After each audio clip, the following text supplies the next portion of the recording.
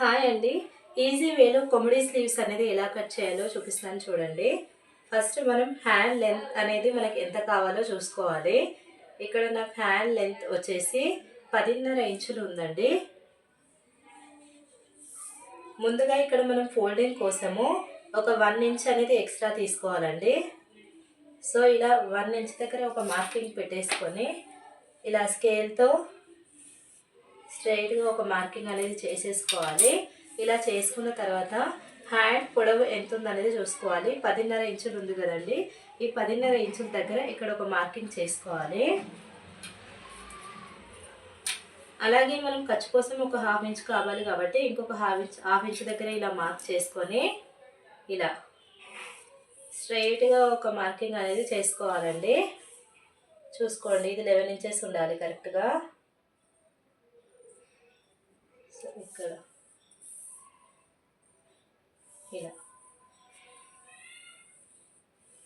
ఇలా 11 ఇంచెస్ దగ్గర ఒక మార్క్ చేసుకొని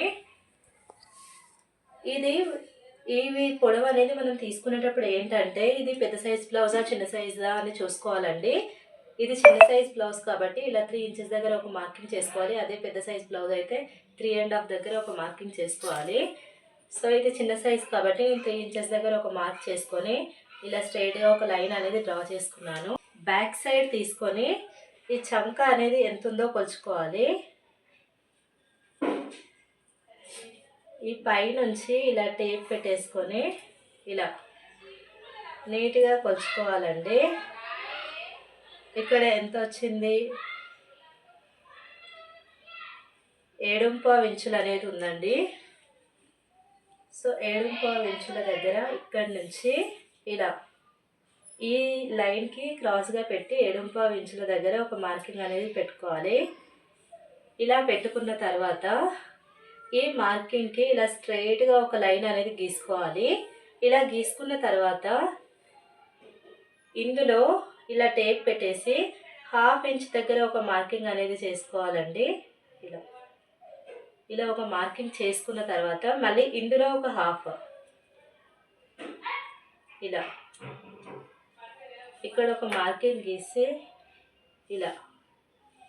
ఇలా తీసుకొని పైన వచ్చేసరికి ఒక 1.5 ఇంచ్ దగ్గర ఇలా మార్కింగ్ చేసుకొని ఇక్కడ నుంచి ఇక్కడ 2 ఇంచెస్ దగ్గర ఒక మార్క్ పెట్టుకోవాలండి. ఇలా ఈ 1.5 ఇంచ్ నుంచి ఈ 2 ఇంచెస్ని ఇలా కలుపుకుంటూ ఇలా కలపాలండి. ఇలా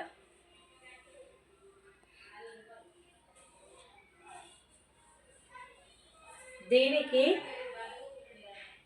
ఒక 30 ఇంచు లోపల ఒక మార్కింగ్ తీసుకొని ఇలా అనేది ఇంకొక మార్క్. ఇది అనేది ఫ్రంట్ పార్ట్ సైడ్ వేసుకోవాలండి, ఇది బ్యాక్ పార్ట్ సైడ్ వేసుకోవాలి. ఇలా కనుక గీసుకుంటే మనకు పర్ఫెక్ట్గా ఉంటుంది. ఇక్కడ నుంచి 2 ఇంచుల ఖర్చు పెట్టుకోవాలి. హ్యాండ్ దగ్గర మనకు వెడల్పు అనేది ఎంత ఉందో చూసుకోవాలి.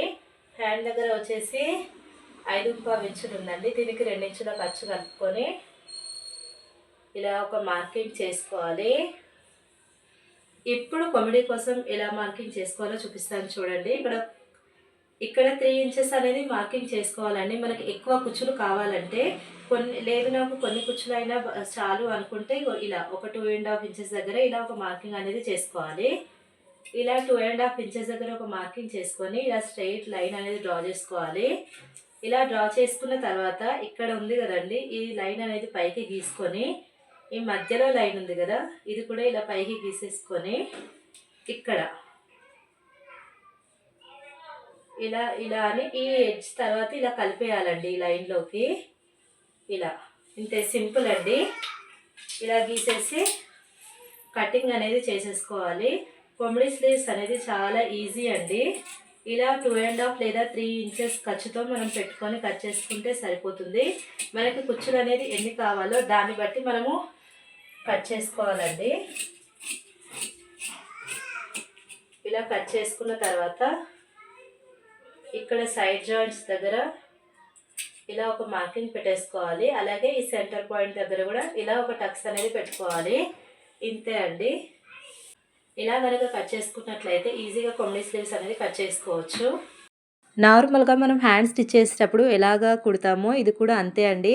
అలాగే పెట్టేసుకొని ఇలా ఒక హాఫ్ ఇంచ్ ఖర్చుతో కుట్టుకుంటూ రావాలి. ఇవి నార్మల్ హ్యాండ్స్ కుట్టినట్టేనండి. కష్టమేముండదు. షోల్డర్ దగ్గరకొచ్చేసరికి ఒక 2 ఇంచెస్ ముందే ఆపేసి, ఇక్కడ మనం మధ్యలో మార్కింగ్ పెట్టుకుంటాం కదా! ఆ మార్కింగ్ అనేది షోల్డర్ పైన పెట్టి, ఎక్స్‌ట్రా ఫ్యాబ్రిక్ అనేది ఇలా చిన్నిగా కుచ్చులు పెట్టాలి చూపిస్తున్నాను గదా!